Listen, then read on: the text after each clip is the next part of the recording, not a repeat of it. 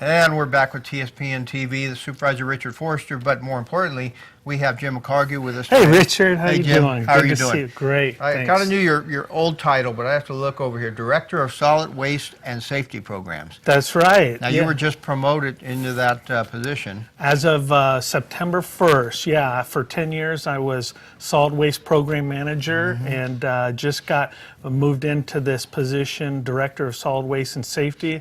Really excited about it. There's more opportunity and more responsibility, but so far I'm loving it. As I said, it's nice to see somebody with a little bit of initiative move forward, but it shows that when you do a good job for a long time, as you did, 10 years of doing a good job with the solid waste program, that you're going to be in charge of a lot more now. Well, thank you. I appreciate that. That safety programs, they're all throughout the county, right? It's county-wide, yeah, and it's really exciting because at the county, you know, in the past, over the years, we've had some safety committees and some things done, but for a long time, it's kind of been dormant, and we've really needed to kind of pick it back up. And so that's primarily what I'm doing, is restarting the countywide safety committee, getting folks in that represent all of the departments and agencies and the buildings in our locations. We've got a half dozen or more sites that people work at, and really look at what the safety programs and procedures are. And that safety is really a measure of how we think about our employees too, and how we care about our employees, because you don't want somebody getting hurt on the job. Absolutely. The bottom line is we want everybody that comes to work at the county to go home safely each and every night. Right. And there are a lot of hazardous positions out there. Just one right off the top of my head is the public works crew. When they're out there on the roads, just like Caltrans, it's very hazardous, and people don't slow down sometimes.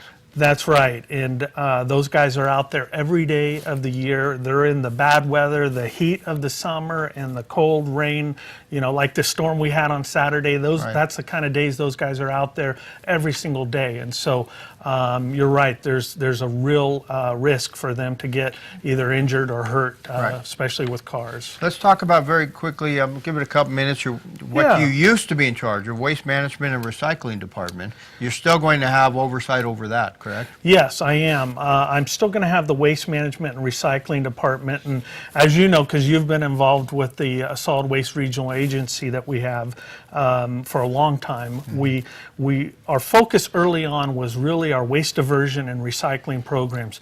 10 years ago, the county was in pretty bad shape, and we were kind of getting beat up by the state as far as what our programs, what our lack of programs. And so my efforts and the state was passing new laws to make us come into compliance and even go beyond that. Absolutely. The 50% waste diversion, AB 939. And so my first couple years were really focused in that area. So I really helped to develop county recycling programs, waste diversion programs, worked very closely with ACES Waste Services, our garbage company. You didn't bring your worms today, though.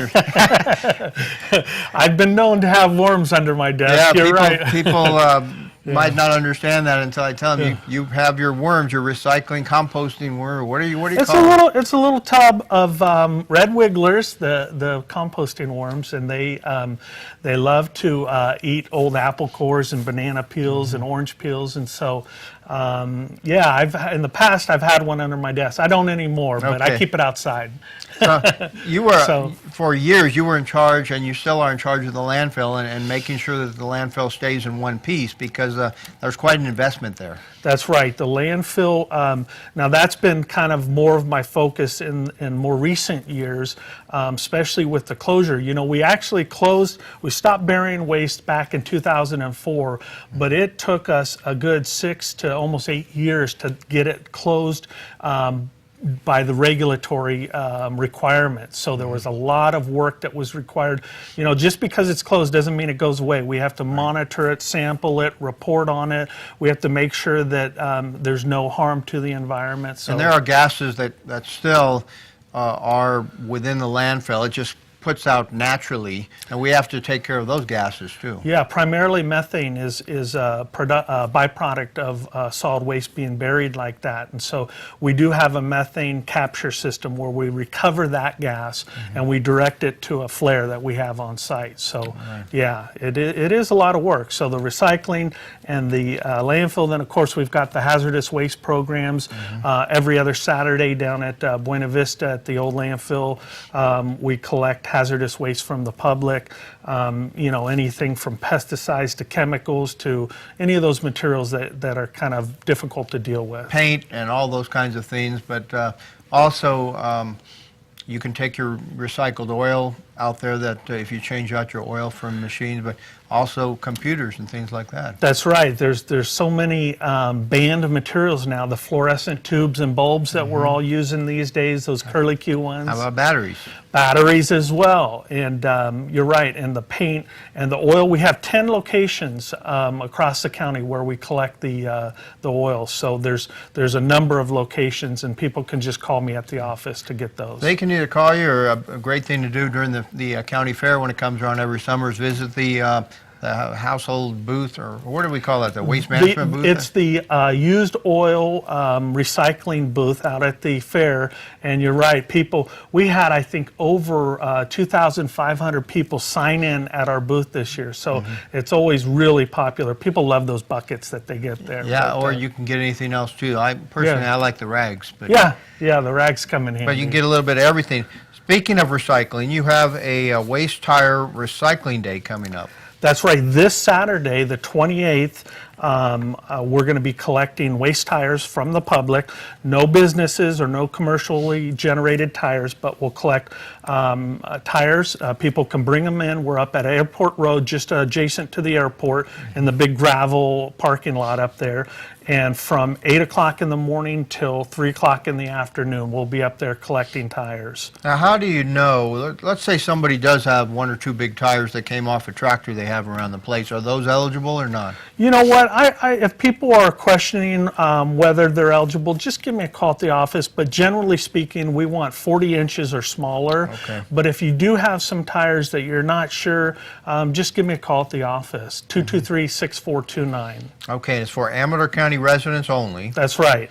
Amador County residents, and by the way, the law prohibits any more than 9 tires transported per vehicle. I didn't know that. That's interesting. So I don't know why they set it at 9, but they did. Transported, so it doesn't include the ones on your rims, right? No, those are freebies. Okay, and this is up at Airport Road. You can't miss you once you go up there. No, you can't miss it. We're up there. We'll have big trailers and probably about a dozen or so guys moving tires up there. And this is sponsored by Cal Recycle? That's right. I apply for grants from Cal Recycle. That's formerly the Integrated Waste Management Board up in Sacramento, part of Cal EPA, and I get grants, and then I use the grants to be able to provide these events. All right. Let's talk about the next program you have coming up. So. Yeah, I wanted to mention again the Household Hazardous Waste Collection Program every other Saturday down at Buena Vista, and you can see all the different products. So we just had one on the 21st. We just had one, and we'll have 2 in October, 3 in November, and 2 in December, and then we'll have a new calendar for the new year. Can the schedule be pulled up on the county website? Oh yeah, absolutely. Just go to amadorgov.org, and folks can bring that up. You said there's how many collection sites in the county? Is it 8 or 9? Well, for the hazardous waste, it's just the one site down at Buena Vista. Okay. But for the oil, we've got 10 collection sites throughout the county. Okay, let's concentrate on the household hazardous waste. This is interesting because some of these things you wouldn't even think about, but the home use sharps for people that are diabetics. That's right. Things like that. All of those you can't put in the waste stream anymore. Cell phones, I think most people would remember that, but computers, televisions, mercury products, and is that like the light bulbs? The light bulbs do have mercury in them, and I did want to mention that we do accept batteries and fluorescent tubes and bulbs at Meeks and at the Ione Ace Hardware, so people can bring them there. Not in commercial quantity, because I think No. we had some issues when we started out with, it looked like people that were probably in the some kind of business bringing those in. Yeah, we want them to make special arrangements to bring those in. Right. So, I mean, you're going to offset your cost of your business. You better do it with the price that you charge. that's So- right. That's right. All right, and then the oil recycling, and this is for motor oil and filters. And filters, yeah. As I said, we have 10 locations. 2 of them are the ACES locations, ACES in Pine Grove and ACES on Buena Vista. And we have it at ATI Auto Parts, O'Reilly's, Lynch's, Tommy's Garage. That's ATI in both locations. Both locations, Up yeah. country and in Sutter Creek. Yeah, and then Jackson Express, Foothill Garage and Wrecking, and Speedy Oil Change and Tune-Up in Martell. And Tommy's Garage in Ione. Tommy's Garage in Ione. Yeah.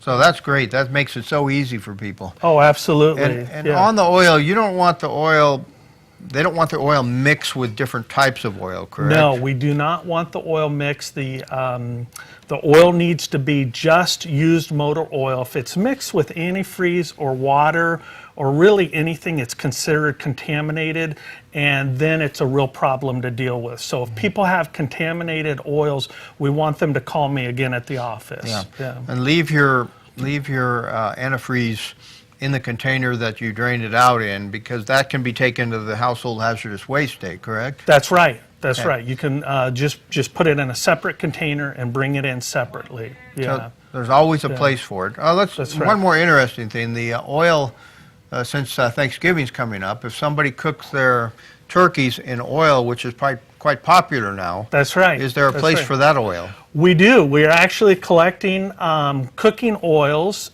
so vegetable-based oils, down at Buena Vista. We've got a special container just for those oils, and we're collecting those any day of the week. People can bring those in. So, Yeah, and an individual comes in and takes that used cooking oil and recycles it, correct? That's right. Yeah, it turns it into biodiesel. We've Yeah. got someone here locally that's converting that into a biodiesel product. And he So, actually made that presentation to the regional agency That's board, right. and they approved him collecting, and it turned out to be a pretty good That's project. right. That's Why right. don't you give the phone number one more time for your department? The office is 223-6429, and I want to encourage people to feel free and call me anytime. And just give, I want to give ACES one more pat on the back. The Molinellis and their partners with ACES do a great job working with the county. They've been a wonderful partner, and we've worked very closely with them on a lot of our waste diversion and recycling. Okay, Jim. All right, thank you you, for being Richard. here. And that's all the time we have with TSPN. So stay tuned for next time, and we'll see you then. You're watching Amador County's #1 news and sports leader, TSPN.